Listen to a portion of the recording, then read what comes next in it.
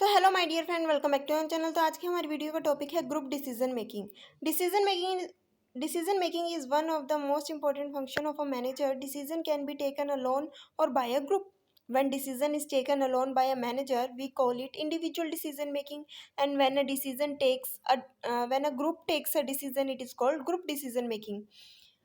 So, depending upon the time, nature of the problem and situation, decision can be taken individually or in group. Group decision may be better than the individual decision. As a result, today organizations are constituting teams, groups and committee to take decision. Group decision has its own merits and limitation. तो group decision making होता क्या है? Decision making बहुत ज़्यादा important है, ठीक है, ताकि मैनेजर क्या कर सके, एक इम्पोर्टेंट फंक्शंस को परफॉर्म कर सके। सो यहाँ पे कहा गया है कि डिसीजन जो होता है वो एक इंडिविजुअल पर्सन भी ले सकता है या फिर ग्रुप में भी लिया जा सकता है। लेकिन अगर इंडिविजुअली डिसीजन लिया जा रहा है एक मैनेजर के द्वारा तो उसको हम बोलते हैं इंडिविजुअल डिसीजन मेकिंग। लेकिन अगर डिसीजन ग्रुप में लिया जा रहा है तो उसको हम बोलते हैं ग्रुप डिसीजन मेकिंग, ठीक है। तो डिसीजन किस बेसिस पे लिए जाते हैं? Time, nature of problem and situation, इन सारी चीज़ों को देख के ही डिसीजन लिए जाते हैं। या तो वो इंडिविजुअली लिए जाते हैं या फिर ग्रुप में लिए जाते हैं। अगर हम बात करते हैं तो ग्रुप डिसीजन मेकिंग बहुत ज़्यादा अच्छी होती है as compare to individual decision making, ठीक है। ग्रुप में क्योंकि हर एक मेंबर के अपने अपने ओपिनियंस होते हैं, अपने अपने अपने डिसीजंस होते हैं, तो कहीं ना कहीं हमारे पास बहुत ज़्यादा आइडियाज़ आ जाते हैं जिसको लेके हम एक अच्छा डिसीजन मेकिंग कर सकते हैं। लेकिन अगर एक इंडिविजुअल पर्सन डिसीजन लेता है तो उसके कहीं ना कहीं एक ही थॉट्स होगा, एक ही नॉलेज होगी। लेकिन अगर हम ग्रुप में लेते हैं तो हमारी जो नॉलेज है वो बढ़ जाती है, ठीक है, क्योंकि बहुत सारे लोग जो है डिसीजन मेकिंग में पार्टिसिपेट करते हैं। As a result today organization are constituting, इसकी वजह से जो आजकल ऑर्गेनाइजेशन है वो टीम बनाती है, ग्रुप्स बनाती है, कमेटी बनाती है ताकि डिसीजन मेकिंग सही से की जाए। तो क्या क्या मेरिट्स हैं पहले वो देख लेते हैं। Following are the merit of group decision making. अगर हम ग्रुप में डिसीजन मेकिंग कर रहे हैं तो क्या मेरिट है? The old saying two heads are better than one also applies to group decision making. While taking the decision, an individual has limited knowledge, capacity, idea and alternative. Group decision can be better than the individual decision. यही कहा गया है, first point यही है, first merit यही है कि group decision जो होता है वो बहुत ज़्यादा बेटर होता है as compare to individual decision. क्यों? अगर कोई एक इंडिविजुअल पर्सन डिसीजन ले रहा है तो उसके पास लिमिटेड नॉलेज है, कैपेबिलिटीज़, आइडियाज़ या अल्टरनेटिव्स बहुत ही ज़्यादा लिमिटेड है। लेकिन अगर बहुत सारे लोग मिलके डिसीजन मेकिंग कर रहे हैं तो वहाँ पे नॉलेज जो है वो बढ़ जाती है। हर एक पर्सन की अपनी अपनी कैपेबिलिटीज़ होती है, ज़्यादा से ज़्यादा आइडियाज़ मिलते हैं, बहुत सारे अल्टरनेटिव ऑप्शंस मैनेजर के पास अवेलेबल होते हैं जिनका यूज़ करके प्रॉपर डिसीजन मेकिंग किया जा सकता है। तो फर्स्ट पॉइंट ये था कि ग्रुप डिसीजन बेटर है इंडिविजुअल से, क्योंकि नॉलेज, कैपेसिटीज़, ठीक है, आइडियाज़ और अल्टरनेटिव बहुत ज़्यादा अवेलेबल हो जाते हैं ग्रुप डिसीजन मेकिंग में। सेकंड पॉइंट कहता है कि group decision are based on the more knowledge, experience and information of several member of the group. As a result it improve the quality of decision. क्योंकि बहुत सारे लोग मिलकर decision ले रहे हैं, नॉलेज ज़्यादा है, एक्सपीरियंस ज़्यादा, इन्फॉर्मेशन हमें ज़्यादा मिल जाती है, तो कहीं ना कहीं ये जो हमारे डिसीजन मेकिंग की क्वालिटी है, ठीक है, उसको बढ़ा देता है।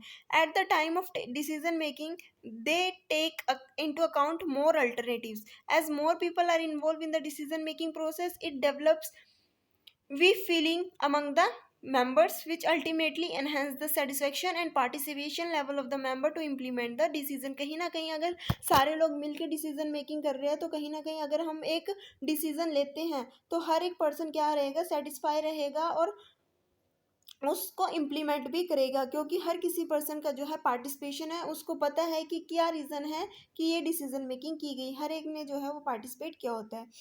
तो उसके बाद आता है group members. Group decision facilitate personality development and awareness of the group about the ongoing activity of the organization. अगर हम ग्रुप में डिसीजन कर रहे हैं तो कहीं ना कहीं एक पर्सनस की, एक इंडिविजुअल की, एक मेंबर की, जो ग्रुप मेंबर की जो है पर्सनालिटी डेवलप होती है, उसको पता चलता है कि ऑर्गेनाइजेशन में किस तरीके की एक्टिविटी जो है वो चल रही है।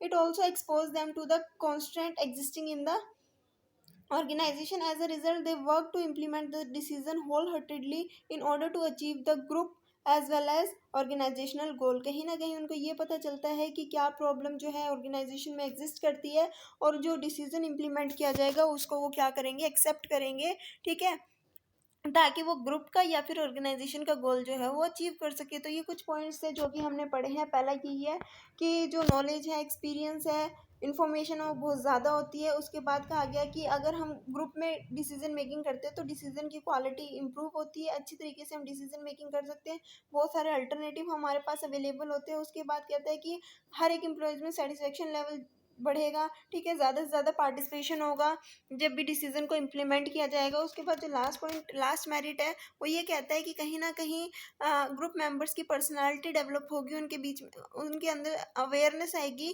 ठीक है, कि ऑर्गेनाइजेशन में क्या एक्टिविटी चल रही है, ऑर्गेनाइजेशन में क्या प्रॉब्लम है, और जो भी डिसीजन इम्प्लीमेंट किया जाएगा वो उस डिसीजन को पूरे दिल से जो है एक्सेप्ट करेंगे, ताकि ऑर्गेनाइजेशन का गोल और साथ ही साथ ग्रुप गोल जो है वो अचीव किया जा सके। ये था ग्रुप डिसीजन मेकिंग की मेरिट्स। अब हम पढ़ते हैं इसकी लिमिटेशन।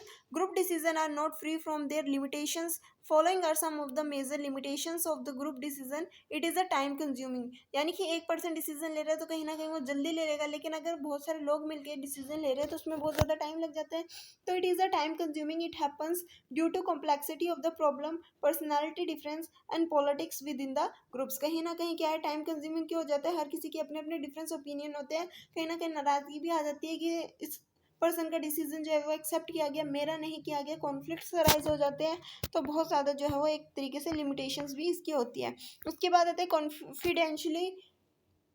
कॉन्फिडेंशियलिटी में not be maintain in case of group decision. Group में अगर हम डिसीजन ले रहे हैं तो कहीं ना कहीं हर किसी को पता चल रहा है कि क्या होने वाला है, तो कॉन्फिडेंशियलिटी, कोई भी जो है बात छुपी नहीं रहती, ठीक है। उसके बाद आती है group decision can be dominated by a few members which ultimately affect its spirits and effectiveness. हो सकता है कि जो ग्रुप की डिसीजन मेकिंग है वो कुछ ही मेंबर्स क्या कर रहे हो, डोमिनेट कर रहे हो, ठीक है। तो कहीं ना कहीं ये क्या करता है, इफेक्ट करता है कि इफेक्टिवनेस को, किसको इफेक्ट करता है, कि ग्रुप डिसीजन की इफेक्टिवनेस को। उसके बाद आते हैं इन group decision nobody likes to share any responsibility, that is why sometime it come out to be a heartless ineffective and delay decision. कई बार क्या होता है कि कोई भी पर्सन जो है वो रिस्पॉन्सिबिलिटी नहीं लेना चाहता, कहीं ना कहीं इससे क्या होता है, डिसीजन मेकिंग में भी डिले हो जाता है और वो इनइफेक्टिव डिसीजन भी होता है। तो कुछ लिमिटेशंस थी और कुछ मेरिट्स हमने पढ़े। ग्रुप डिसीजन मेकिंग क्या होता है, इसकी मेरिट्स क्या होते हैं, लिमिटेशन क्या होते हैं, ये हमने पढ़ा। वीडियो अच्छी लगी तो वीडियो को लाइक शेयर सब्सक्राइब करना मत भूलना। Thanks for watching.